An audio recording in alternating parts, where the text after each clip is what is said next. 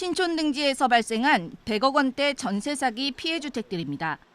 대부분의 세입자들은 1990년대에서 2000년대에 태어난 사회초년생으로 1억에서 1억 3천만 원을 보증금으로 냈습니다.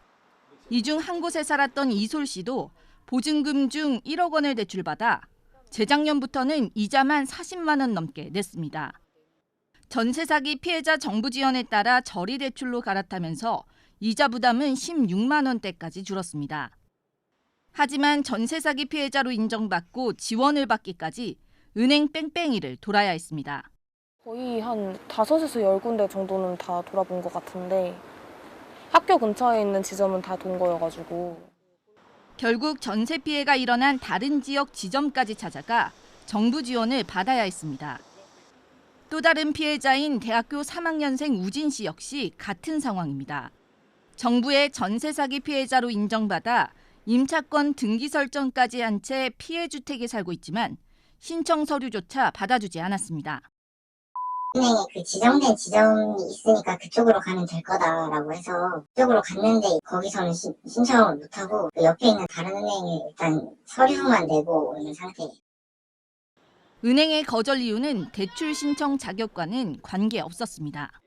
다른 개인 대출도 많고 전세 사기 그걸 다 받으면 너무 업무가 마비되기도 하고 제가 그 은행에 거래도 없고 이래서 대출을 안 해주고 싶어하는 눈치인 것 같았어요. 제가 느끼기에는.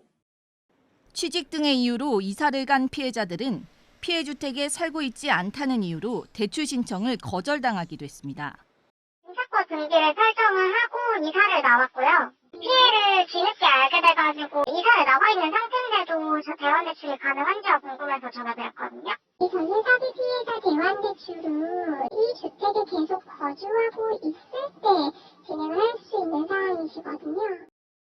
임대차 계약이 끝난 뒤 대항력을 인정받으려고 설정한 임차권 등기 명령에도 정부 지원을 받지 못한다는 답변에 피해자는 답답함을 느낍니다.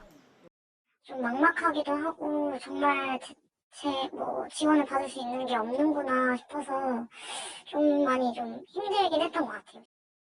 대환대출을 거절하는 사례는 전국 곳곳에서 지속적으로 발생하고 있습니다. 시민단체는 거주 요건에 따라 피해 지원이 달라지는 점은 이해할 수 없다고 했습니다.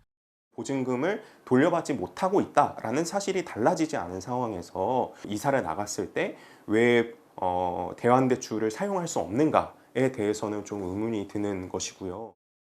또 전세 사기 피해자 지원 특별법이 제정된 이후에도 이전 문제가 반복되는 것은 문제라고 지적합니다. 일선에서 이게 제대로 집행되지 않고 그냥 피해자들은 계속 보호받지 못하는 상황, 사각지대에 남는 상황이 계속 반복되고 있는 것이 문제다. 정부 지원이 피해자들에게 제대로 전달되려면 기초지자체가 나서야 한다는 목소리도 제기됩니다.